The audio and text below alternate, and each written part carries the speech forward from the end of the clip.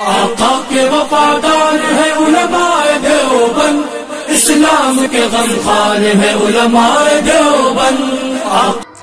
حامدا ونصلی علی رسولہ الکریم، اما بعد۔ سامعین کرام، عیسیٰ اور مہدی ہونے کا ایک اور جھوٹا دعوے دار شکیل ابن حنیف ہیں۔ ہم تمام مسلمانوں کو چاہیے کہ اس کے ماننے والوں سے اپنا اور اپنی اولاد کا ایمان بچائیں۔ حاضرین، مرزا غلام احمد قادیانی کی طرح عیسیٰ اور مہدی ہونے کا جھوٹا دعوے دار شکیل ابن حنیف اور اس کے ماننے والے دین کی ضروری تعلیمات سے ناواقفیت کا فائدہ اٹھا کر مسلمانوں، بالخصوص کالجز کے طلبہ اور ملٹی نیشنل کمپنیوں میں کام کرنے والے نوجوانوں کو گمراہ کر رہے ہیں اور انہیں دین و ایمان سے محروم کر رہے ہیں۔ احادیث کی روشنی میں شکیل ابن حنیف کے مہدی اور مسیح ہونے کا دعویٰ کہاں تک صحیح ہے، ملاحظہ فرمائیں۔ حضرت عیسیٰ اور حضرت مہدی کی علامات حدیث کی روشنی میں، اسلام کے غدار شکیل ابن حنیف کے حالات۔ نمبر 1، حضرت مہدی علیہ السلام مدینے میں پیدا ہوں گے، جبکہ شکیل ابن حنیف دربھنگہ بہار میں پیدا ہوا ہے۔ نمبر 2، حضرت مہدی خود کو مہدی نہیں کہیں گے، بلکہ اس زمانے کے اولیاء اللہ ان کو مہدی کہیں گے۔ شکیل ابن حنیف اپنے آپ کو مہدی کہہ رہا ہے اور تمام مسلکوں کے علماء نے اس کو کافر قرار دیا ہے۔ نمبر 3، حضرت مہدی کا ظہور کعبۃ اللہ میں ہوگا، جبکہ شکیل ابن حنیف دہلی کے لکشمی نگر کے علاقے میں مہدی ہونے کا دعویٰ کیا ہے۔ نمبر 4، حضرت مہدی کا نام ہمارے نبی صلی اللہ علیہ وسلم کے نام کے جیسا محمد ہوگا، جبکہ شکیل کا نام جیسا کہ آپ جانتے ہیں شکیل ہے۔ نمبر 5، حضرت مہدی علیہ السلام کے والد کا نام ہمارے نبی جناب محمد الرسول اللہ صلی اللہ علیہ وسلم کے والد کے نام کی طرح یعنی عبداللہ ہوگا، جبکہ شکیل کے باپ کا نام حنیف ہے۔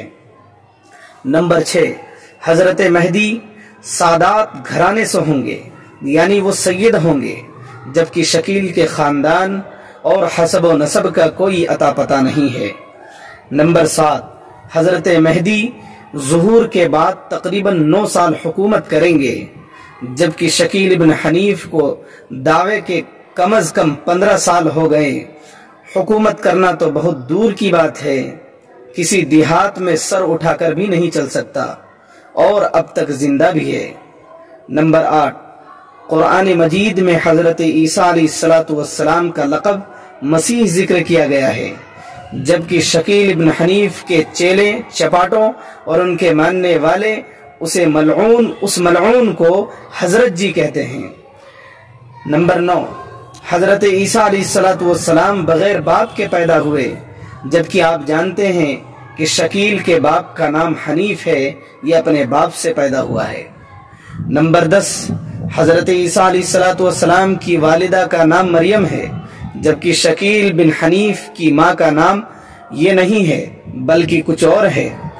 نمبر 11، حضرت عیسیٰ علیہ السلام کا معجزہ ہے کہ انہوں نے ماں کی گود میں بات کی ہے، جبکہ شکیل بن حنیف میں کسی عالم سے بات کرنے کی ہمت ہی نہیں ہے اور منہ چھپاتا پھر رہا ہے۔ نمبر 12، حضرت عیسیٰ علیہ السلام آسمان پر زندہ ہیں، قیامت سے پہلے ملک شام میں آسمان سے اتریں گے، جبکہ شکیل بن حنیف کہتا ہے کہ اتریں گے نہیں بلکہ پیدا ہوں گے، اور شکیل آج تک ملک شام کی صورت بھی نہیں دیکھی ہے۔ نمبر 13، حضرت عیسیٰ علیہ السلام جس وقت آسمان سے اتریں گے وہ صبح کی نماز کا وقت ہوگا، جبکہ شکیل بن حنیف ڈرپوک آدمی ہے، لوگوں کے خوف سے مسجد کو جاتا ہی نہیں ہے۔ نمبر 14، حضرت عیسیٰ علیہ السلام نزول کے بعد دجال کو قتل کرنے کے لیے جائیں گے، جبکہ شکیل بن حنیف اپنے آپ کو بچانے کے لیے برسوں سے مسلمانوں سے چھپتے پھر رہا ہے۔ نمبر 15، حضرت عیسیٰ علیہ السلام نزول کے بعد جب انتقال کریں گے تو گنبد خضرا کے نیچے چوتھی قبر حضرت عیسیٰ علیہ السلام کی ہوگی، جبکہ شکیل بن حنیف ہندوستانی ہے اور ابھی تک زندہ ہے، اور اس ملعون کی قسمت میں یہ سب کچھ کہاں۔ نمبر 16، دجال ایک پستہ قد آدمی ہوگا، جبکہ شکیل بن حنیف کے نزدیک دجال امریکہ اور فرانس ہے، کہ حدیث میں کسی ملک کو دجال نہیں کہا گیا ہے۔ نمبر 17، دجال عراق اور شام کے درمیان سے نکلے گا، جبکہ شکیل بن حنیف کے مطابق امریکہ اور فرانس دجال ہیں۔ حدیث کے لحاظ سے یہ سراسر غلط ہے، اس لیے کہ حدیث کی علامت امریکہ اور فرانس پر فٹ نہیں ہوتی ہے۔